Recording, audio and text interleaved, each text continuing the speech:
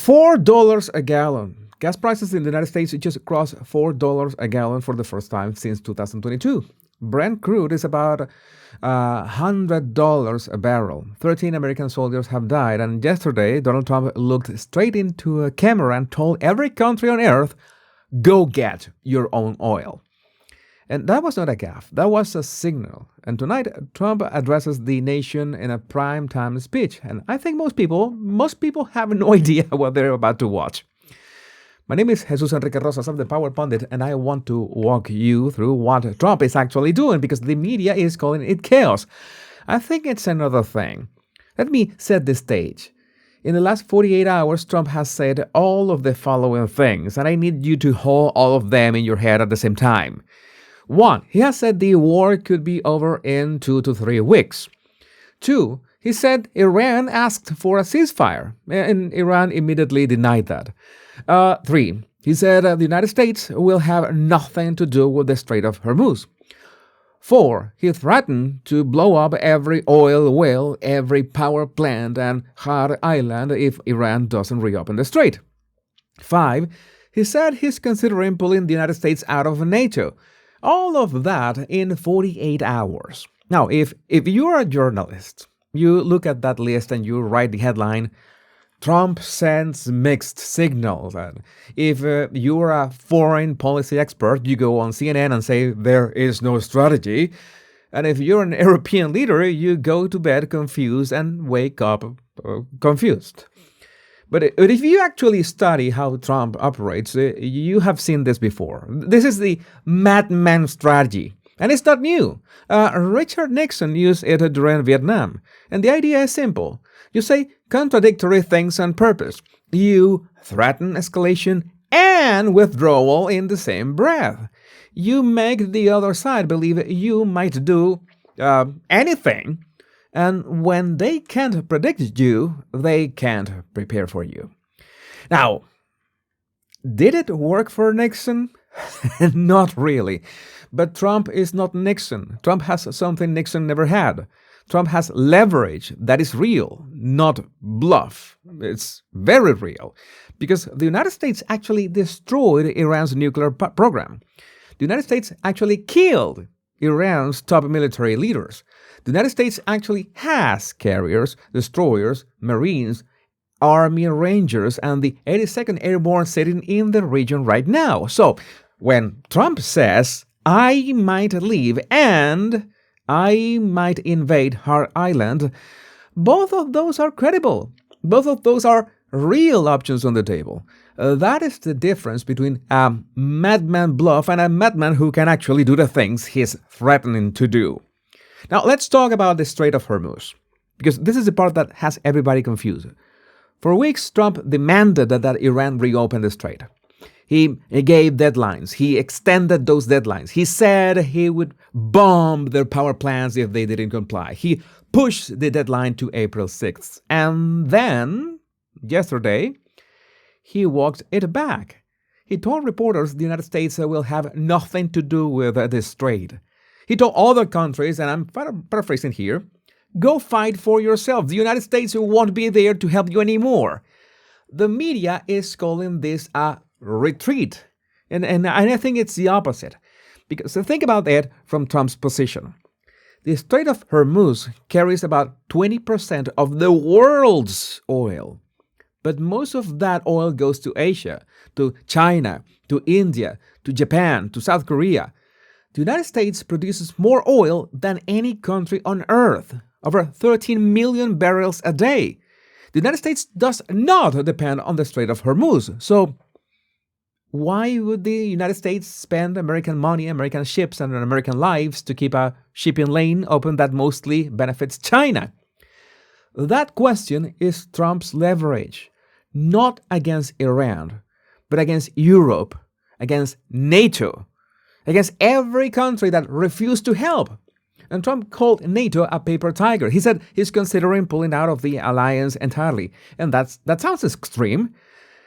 But look at it through Trump's eyes. The United States just spent a month fighting Iran. 13 American soldiers died. And Europe did nothing. France restricted airspace. Spain closed bases. Italy refused support. The UK hesitated until this week. So Trump is saying, fine, if you don't want to fight alongside the United States, then don't expect the United States to protect your oil supply. And that message landed because today the UK announced an emergency meeting with 35 nations to figure out how to reopen the strait. That didn't happen because of diplomacy. That happened because Trump told them they were on their own. So, what happens next? Let me lay out what I think is actually happening behind the noise. Trump has an April 6th deadline. That's 5 days from now. If Iran doesn't reopen the strait and doesn't agree to a deal, reports say Trump will order a massive final round of strikes on Iranian infrastructure, nuclear facilities, military bases, maybe Har Island, which handles 90% of Iran's oil exports. And then Trump leaves. That is the pattern. Overwhelming force, destroy the military capacity, declare victory, and exit, whether Iran reopens the strait or not. Now, the critics say this is a disaster. They say Trump is leaving without finishing the job. They say gas prices won't come down if the strait stays closed. They say Iran will rebuild. And some of those concerns are valid. I am not going to pretend this is clean because, well, war is never clean. But there's a logic to it. Iran's foreign minister went on Al Jazeera yesterday and said Iran can fight for at least 6 months. But Iran doesn't have 6 months of economy left. Iran's oil exports flow through Har Island. If Trump hits that island, Iran can't sell oil. Iran can't fund its military. Iran can't fund Hezbollah. Iran can fund the Houthis. The entire proxy network that Tehran has built over decades, that network runs on oil money. And Trump can cut that money off with one strike. So, Iran is bluffing. And I think Trump knows Iran is bluffing. The ceasefire claim is interesting too. Trump says Iran's president asked for a ceasefire. Iran denies it. But Iran's president did say on state media that Iran is ready to stop fighting if it knows it won't be attacked again. That is not nothing. That is the language of a country looking for an exit ramp. But let me zoom out for a second, because I have been watching this from outside the United States, and I see something that most American commentators are missing. This war was never just about Iran. This war was always about the world order. Before February 28th, Iran had the largest ballistic missile arsenal in the Middle East. Iran was weeks away from building nuclear weapons.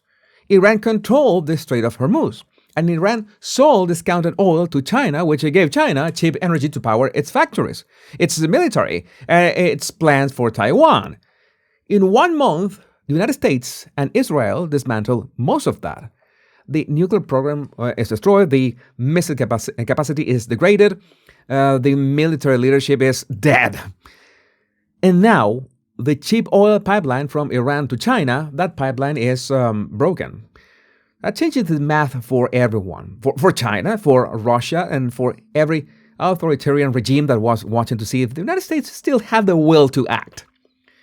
And I have to remind you, I come from Venezuela. I watched Hugo Chavez and Nicolas Maduro dismantle one of the richest countries in the Western Hemisphere. And they did it by selling oil to allies at discount prices, by building a network of dependence, and by daring anyone to stop them.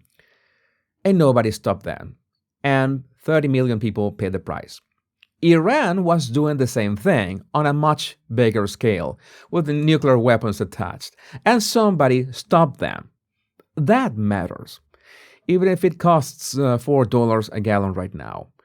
$4 a gallon is temporary, but a nuclear Iran was permanent. Tonight, Trump speaks to the nation. He might announce a withdrawal timeline. He might announce a final round of strikes. He might do both, because that's how Trump operates. You never know which door he's going to walk through until he walks through it. But I will tell you what I think. I think the war is ending. I think Trump knows it's ending, and I think he's trying to leave the United States in the strongest possible position because he walks away. Let me know what you think about this in the comments. My name is Jesus Enrique Rosas. I'm the Power Pundit. Much love and bliss.